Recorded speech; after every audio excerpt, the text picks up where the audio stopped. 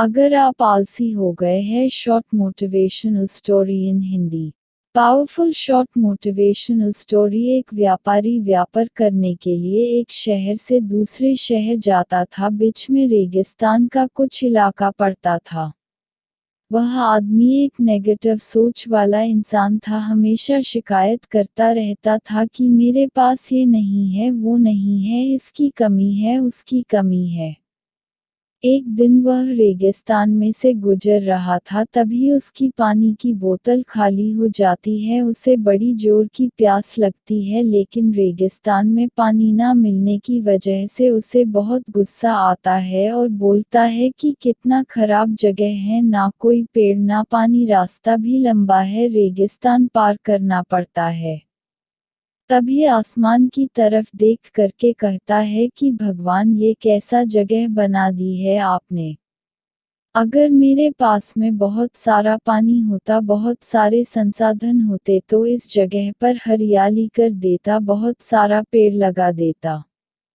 वह आदमी ऊपर देखकर ये सब बातें कह रहा होता है और ऐसा लग रहा था कि जैसे ऊपर वाले से जवाब का प्रतीक्षा कर रहा हो कि भगवान कुछ कह दे।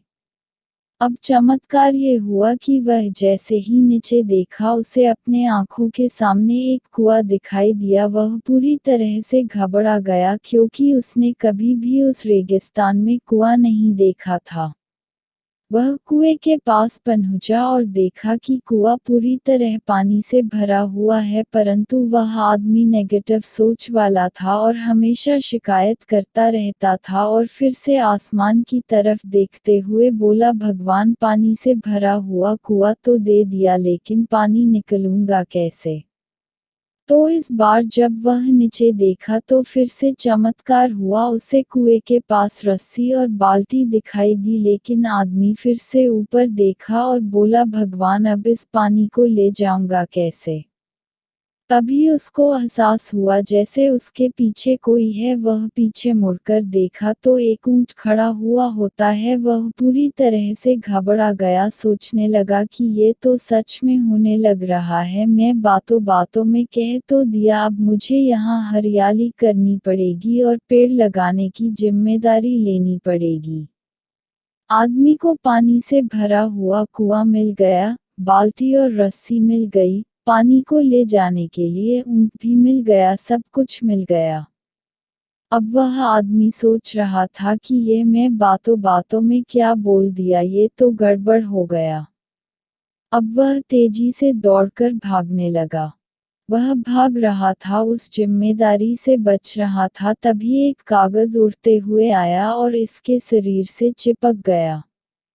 उसने जब उस कागज को देखा तो उस पर लिखा हुआ था कि मैंने तुम्हें पानी दिया, कुआं दिया, रस्सी और बाल्टी दिया, पानी को ले जाने के लिए साधन दिया, फिर भी क्यों बचकर भाग रहे हो। उस आदमी को लगा कि मेरे साथ पता नहीं क्या हो रहा है। वह दौड़ते दौड़ते रेगिस्तान को पार कर लिया, लेकिन उस रेगिस्तान को हरा भरा नहीं बनाया।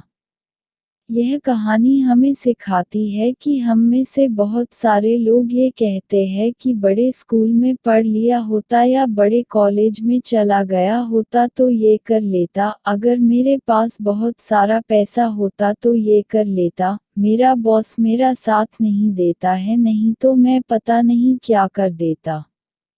हम हमेशा शिकायतें ढूंढा करते हैं, अपनी जिम्मेदारी से बचकर भाग रहे होते हैं। ये कहानी हमें सिखाती है कि लाइफ में हम जो कुछ भी कर रहे हैं, 100% जिम्मेदारी हमारी है कि उस काम को बिना किसी शिकायत के पूरा करें। तो दूसरों पर दोष देना, उनकी गलतियां बताना बंद कीजिए, अपनी गलतियों को सुधारना शुरू कीजिए।